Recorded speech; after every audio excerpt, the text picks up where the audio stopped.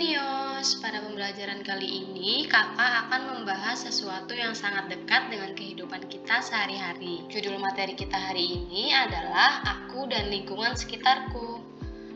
Pernahkah kalian merasa bingung saat mencari alamat rumah teman? Atau mungkin kalian pernah bertanya-tanya, mengapa ya ada gunung yang tinggi dan ada sungai yang mengalir? Nah, hari ini kita akan menemukan semua jawabannya bersama-sama ya. Sebelum kita melangkah lebih jauh, yuk kita lihat apa saja yang akan kita pelajari pada hari ini. Kita akan membagi perjalanan kita menjadi 4 bagian.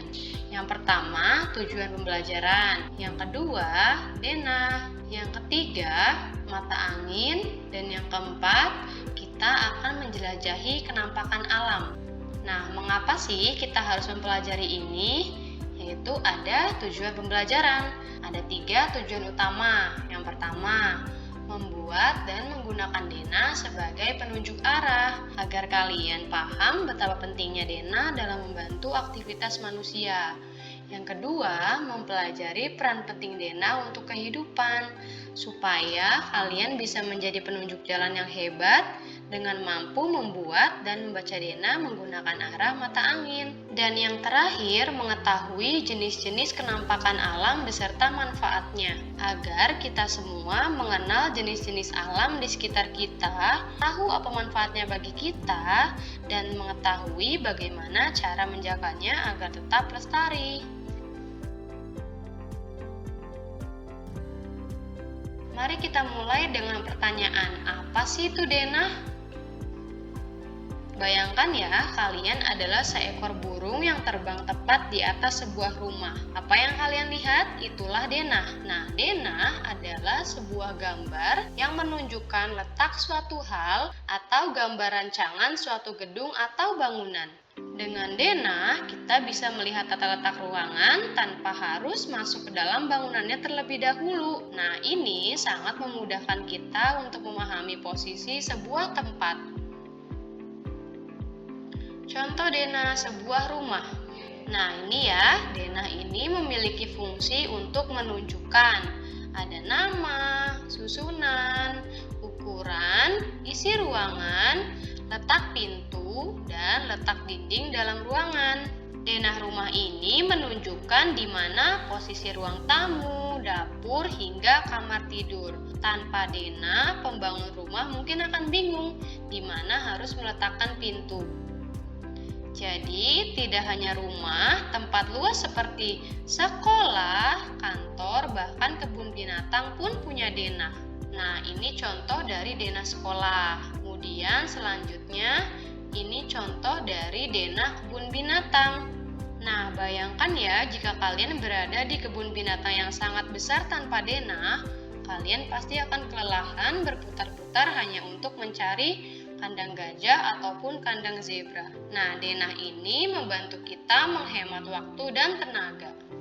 Selanjutnya, ini adalah contoh dari denah kantor.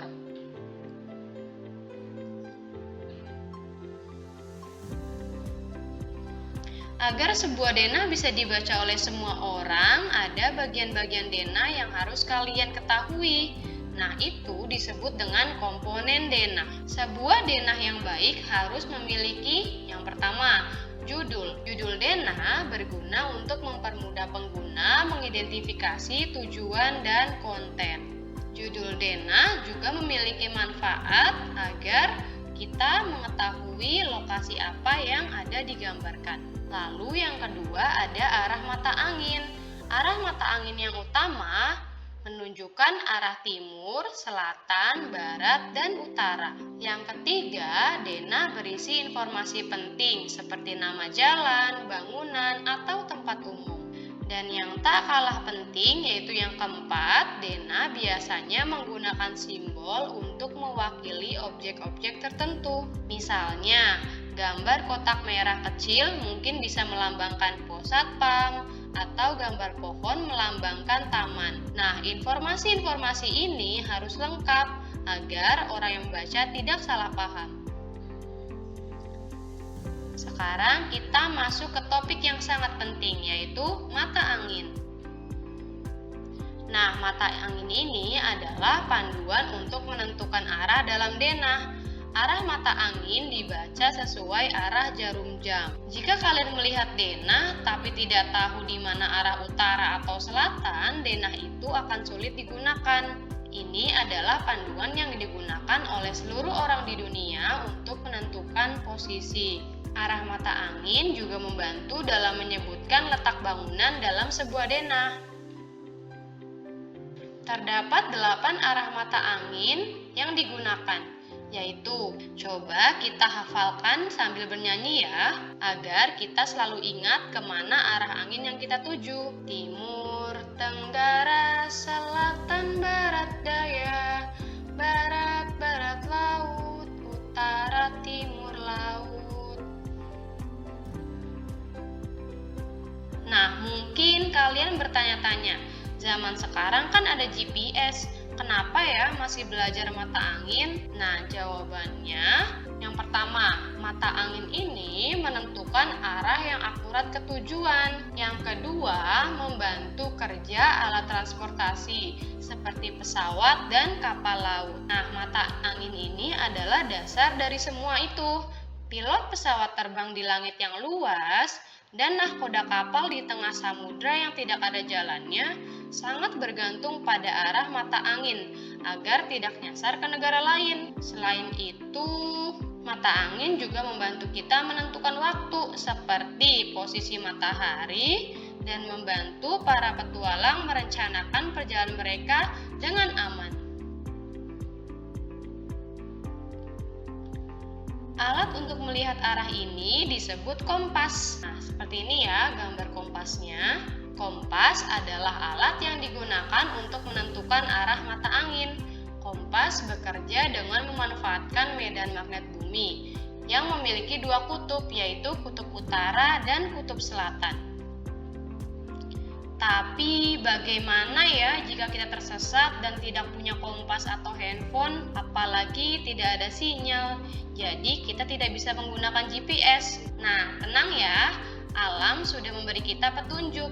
Ingatlah bahwa matahari selalu terbit dari arah timur, maka tangan kanan menghadap ke arah utara dan tangan kiri menghadap ke selatan.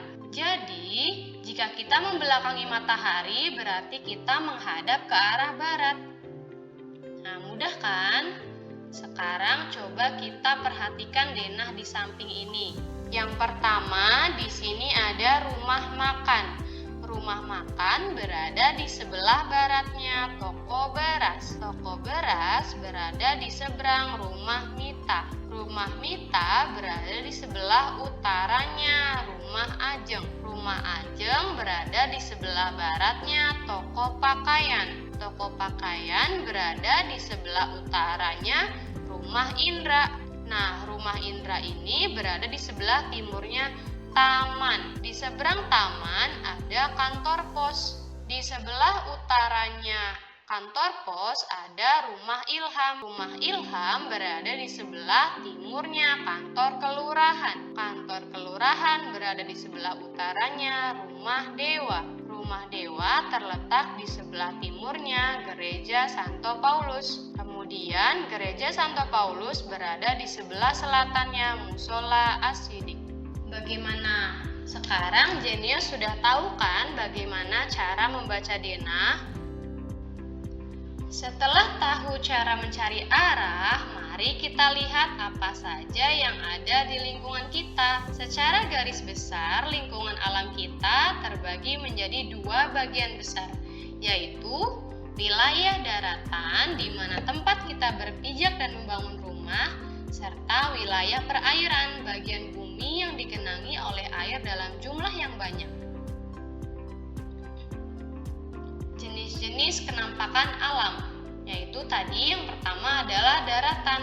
Semua kenampakan alam di darat dan tidak digenangi air. Dan yang kedua, perairan, semua daerah daratan yang digenangi oleh air. Kenampakan alam daratan. Di daratan, kita melihat berbagai bentuk permukaan bumi yang menakjubkan. Yang pertama, ada gunung dan pegunungan. yaitu permukaan bumi yang menjulang tinggi. Kemudian ada bukit, yaitu tanah yang lebih tinggi dari sekitarnya, tetapi lebih rendah dari gunung. Yang ketiga, dataran rendah, yaitu area tanah yang dekat dengan permukaan laut.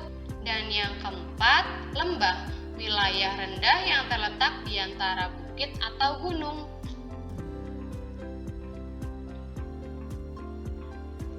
Selanjutnya kita belajar tentang manfaat dari daratan. Dari yang pertama tadi yaitu gunung. Gunung bermanfaat sebagai sumber air, wisata, dan tambang. Yang kedua, bukit dan dataran tinggi sebagai tempat dari perkebunan dan tempat tinggal. Yang ketiga, dataran rendah, area pertanian dan pemukiman. Nah, gunung tadi juga sangat bagus ya untuk area perkebunan kopi atau teh. Sementara dataran rendah biasanya menjadi pusat kota, yaitu tempat kita tinggal dan area pertanian padi yang luas. Lalu selanjutnya kita punya wilayah perairan. Nah, penampakan alam perairan yang pertama yaitu ada laut. Laut adalah perairan asin yang luas dan dalam. Yang kedua, sungai. Aliran air tawar yang mengalir dari hulu ke hilir. Yang ketiga, danau. Perairan tawar yang dikelilingi daratan. Yang keempat, rawa. Perairan dangkal yang ditumbuhi tumbuhan. Nah, penampakan alam perairan ini manfaatnya pun beragam. Yang pertama, ada laut. Laut sebagai sumber daya ikan dan transportasi. Yang kedua, sungai dan danau sebagai sumber air bersih dan irigasi.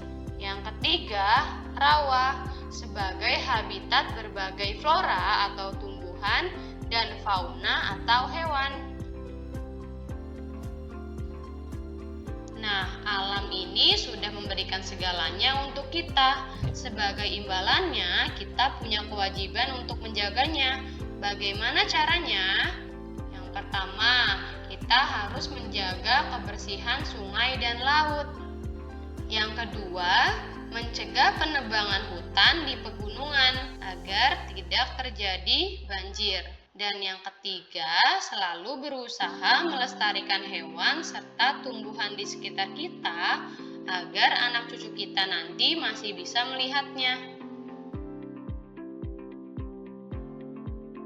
Sekarang mari kita uji apa yang sudah kita pelajari. Nah, Jenius, perhatikan gambar denah di samping ya. Budi sedang berada di rumah sakit. Ia ingin pergi membaca buku di perpustakaan. Ke arah manakah Budi harus berjalan? Setelah selesai membaca, ia ingin menjenguk temannya di perkemahan. Ke arah mana ia harus pergi dari perpustakaan? Siti baru saja selesai berbelanja obat di apotek. Ia ingin menuju ke kafe untuk minum kopi. Sebutkan gedung apa saja yang akan Siti lewati jika ia berjalan lurus ke arah timur, lalu berbelok ke arah utara. Seorang turis menginap di hotel. Ia ingin mengirim surat di kantor pos. Ke arah mana turis tersebut harus berjalan? Nah, selanjutnya Jenius bisa memasangkan dengan menarik garis pada gambar dengan nama yang tepat.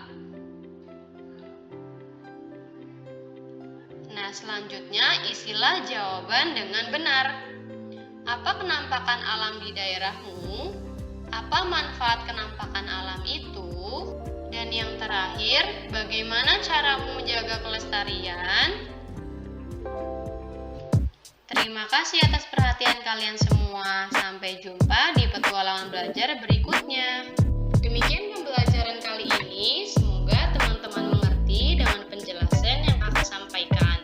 Jika ada yang belum dipahami, bisa ditanyakan di kolom komentar ya.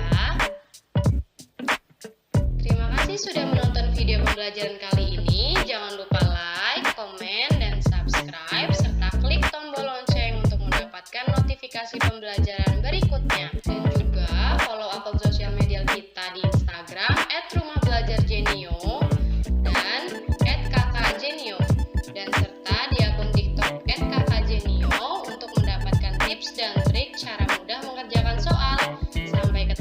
video selanjutnya.